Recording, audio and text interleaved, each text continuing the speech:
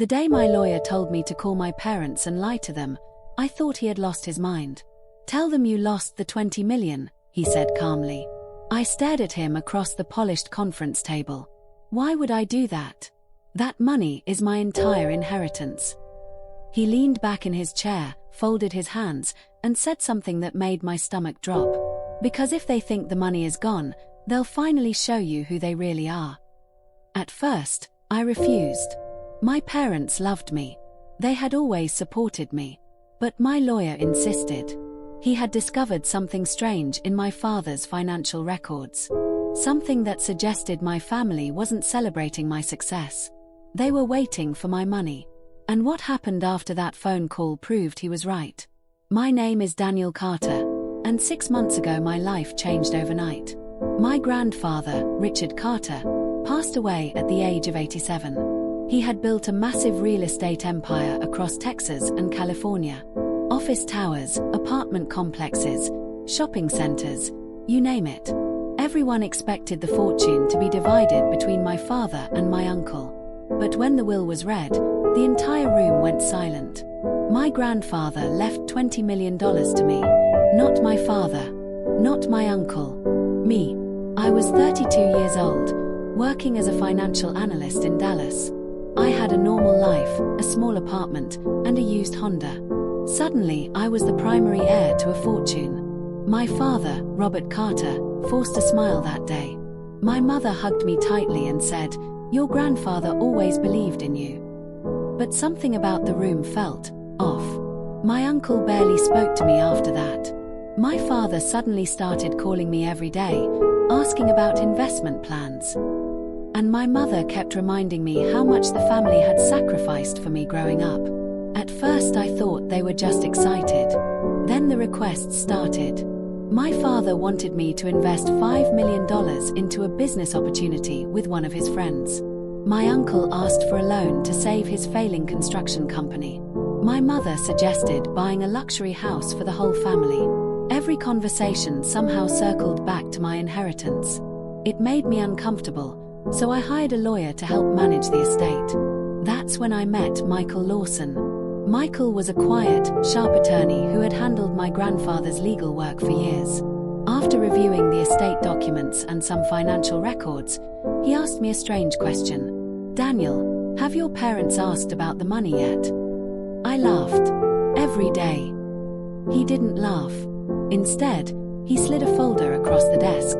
Inside were documents showing large debts under my father's name, credit lines, private loans, even a few unpaid legal settlements.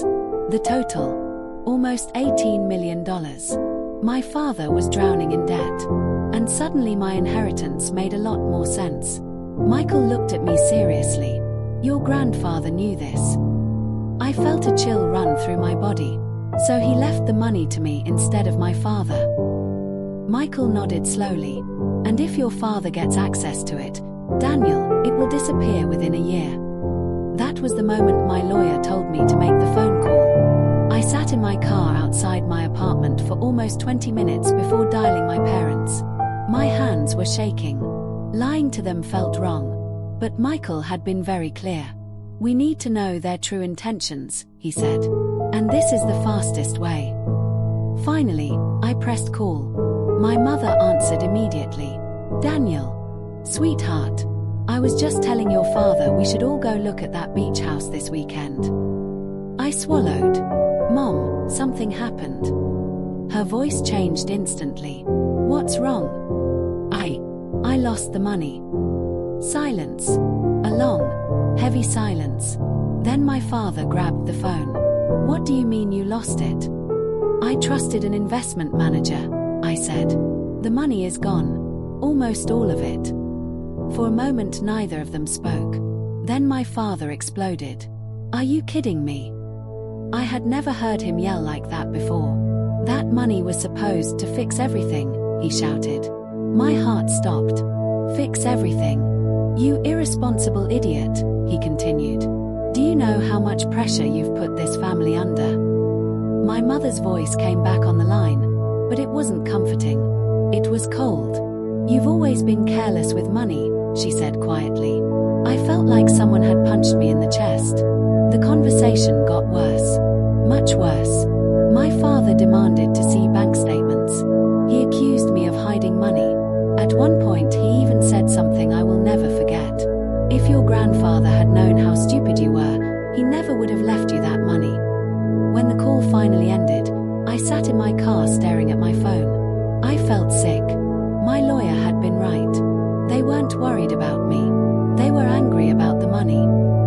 morning I went back to Michael's office and told him everything.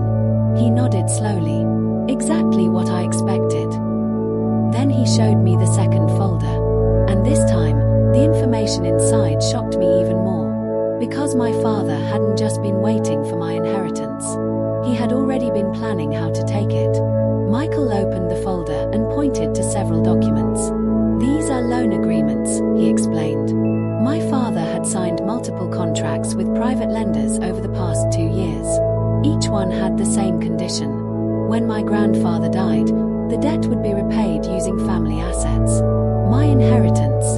My father had basically promised money that didn't belong to him yet. But here's where my grandfather had been brilliant. The will contained a legal protection clause. The inheritance was placed inside a protected trust. That meant no one, not even family, could access the money without my approval. Michael leaned forward. Your father thinks you wasted the money. That means he's about to panic. And when desperate people panic, he added, they make mistakes. So we waited. It didn't take long. 3 days later my father showed up at my apartment unannounced. But he didn't come alone. 2 men in expensive suits were with him. Private lenders. My father walked inside like he owned the place. Daniel, he said stiffly, we need to talk about the money. I repeated the story. It's gone. One of the lenders looked furious. Mr. Carter, he said to my father, you guaranteed repayment after the inheritance transfer. My father's face turned pale. Then he snapped. He started accusing me of hiding funds. He demanded access to my bank accounts. He even threatened to sue me. That's when Michael stepped forward. He had been sitting quietly in the corner the entire time. My client won't be doing that, he said calmly. My father froze. Who are you? Daniel's attorney. Then Michael placed the trust documents on the table. And according to this legal structure, Mr. Carter, you have zero claim to his inheritance. The room went silent. But Michael wasn't finished. Because he had one final move. Michael looked directly at the lenders. Gentlemen, there is something you should know. He slid another document across the table. It was a financial fraud report. My father had used my name in multiple loan discussions without my permission. In some cases, he even implied that I had agreed to guarantee repayment, which legally counted as misrepresentation. One of the lenders slowly stood up. You told us your son approved these agreements. My father started stuttering. I assumed he would. That didn't help. Within minutes, the entire situation flipped. The lenders weren't angry at me anymore. They were furious at him. By the time they left, they were already discussing legal action against my father. When the door closed, my father turned to me. For the first time in my life, he looked small. You're really going to let them destroy me? He asked. I took a deep breath. You tried to destroy me first. Then I told him the truth. The money was never lost. The $20 million was still safe in the trust. But after that phone call, I finally understood why my grandfather left it to me. Not because I was the smartest person in the family, but because I was the only one he trusted not to destroy it. And that day, for the first time, I realized something important. The greatest inheritance my grandfather